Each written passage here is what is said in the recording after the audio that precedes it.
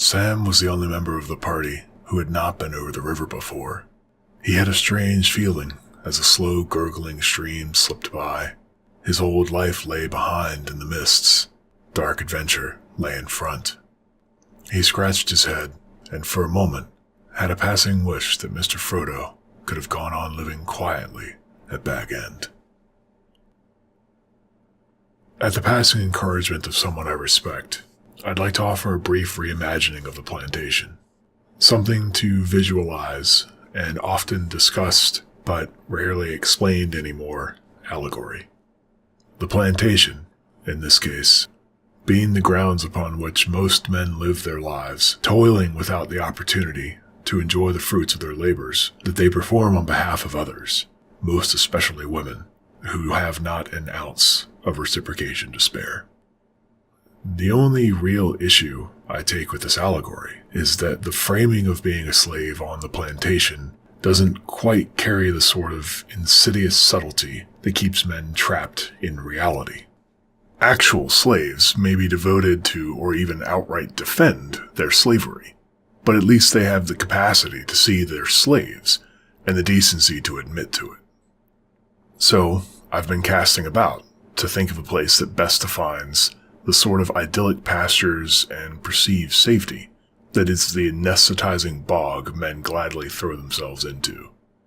A place where they are ultimately powerless, where their say is handled by the ancient aristocratic chain of control that is the opinion of women, a chain they gladly bear for a cozy little hole to call their own.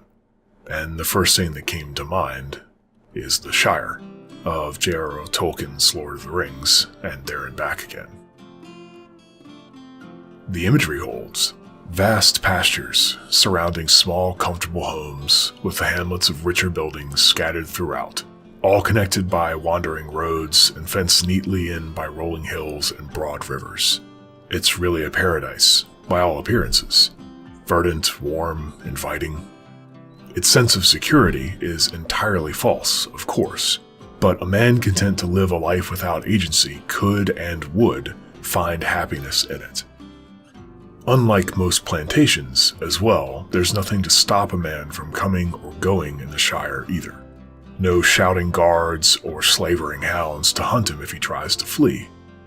At worst, he might have to deal with a few thrown rocks, some jeers, hostile, suspicious looks that outsiders tend to receive, but it would be more likely that he'd just find a few disapproving stares from the older Shire folk and a wagging finger or two.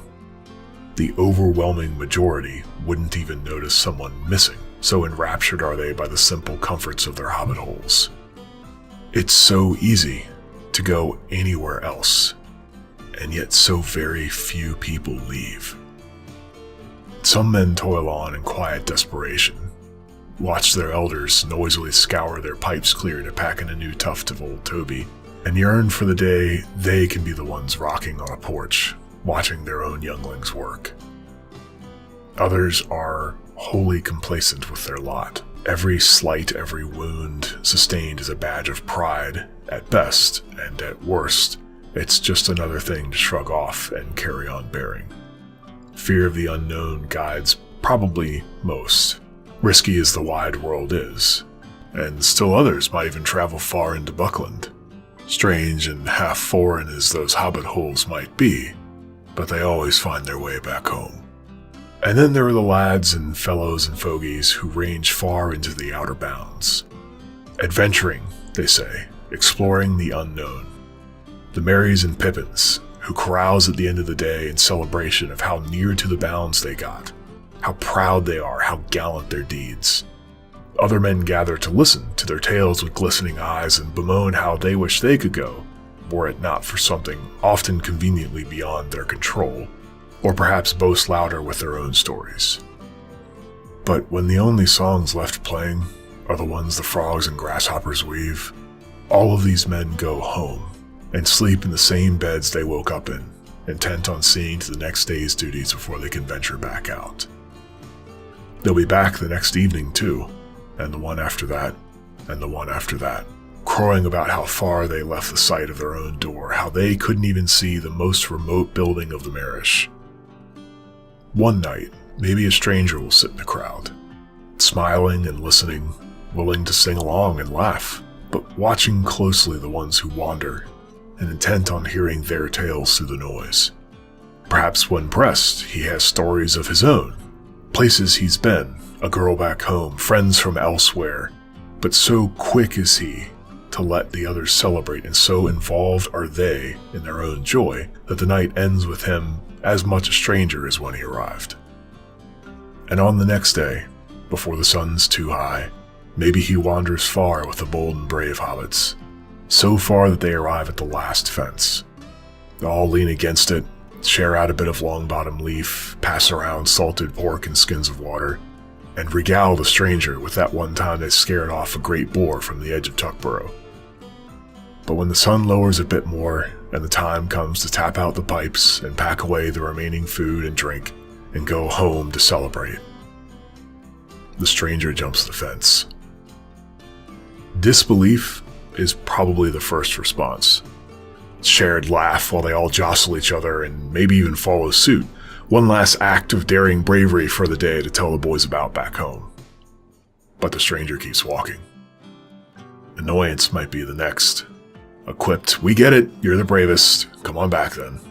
It's still a game, a competition of who can walk farthest from the fence without getting nervous, and people are starting to get nervous.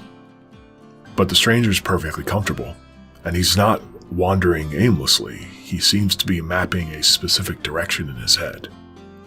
Confusion, and possibly concern, might be the next thing to break out. "You're really leaving? Leaving? Are you mad? Do you have any idea what it's like out there?"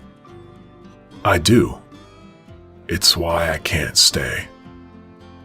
This might be the time he confesses he's from a little further off than they thought.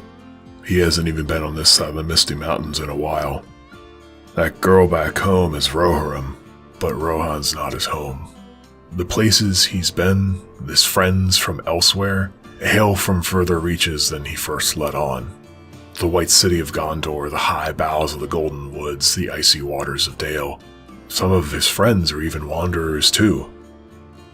"I'm not sure where I'm going next, but it's not here. You're welcome to tag along." Now would come the excuses. No one's packed for the journey, bid farewell to loved ones. There's still things to be done. A good hobbit can't just up and leave. The stranger offers his patience. He can stay another day, or even a week, if it means they're readying to leave. After all, the Shire still has its own charm to him, even if its cloying niceties no longer interest him. He offers this at risk, as it's just as easy for the shuffling feet of hobbits with called bluffs to turn into anger. It's not a game anymore. It's not adventuring. Who in their right mind would believe this fellow? He talks of Rohirrim and Northmen and elves. He has to be lying, has to be. Why won't he stay where he came from? Settle down with that girl. Why is he traveling if he has all these friends? Why is he traveling alone if they all travel too? He's just another charlatan. He probably won't even make it to the Brandywine. They'll turn back home and miss the flicker of sorrow, the sadness of a man watching who he used to be, fleeing back to comfort he barely knows, but doesn't question. Look, there's no shame in staying in town and never venturing beyond the bounds. And with this, I'm not telling anyone they have to be anywhere, much less leave. That's not my place. But what I am asking is that you look where you're walking. It's fine, truly, if you're not leaving the Shire. There's danger and turmoil abroad. Giant spiders and orcs and wargs and brigands, and a fair to middling chance you're going to meet some at least once. You might have to fight, and you might just die a useless, ignoble death in the process. The world is indeed full of peril, and in it there are many dark places. But still there is much that is fair, and though in all lands love is now mingled with grief, it grows perhaps the greater. So be wary of naming yourself by anything other than your true name claiming you're anywhere but where you truly are. If you're not leaving the plantation, if you're not leaving the Shire, pack light and wander without the weight of where else you could be. If you're talking as if you're going to leave, don't squander your supplies before you even hop the fence. You don't want to go packing for a journey you're not willing to take. You're the only one burdened by that, and the only one it ultimately costs.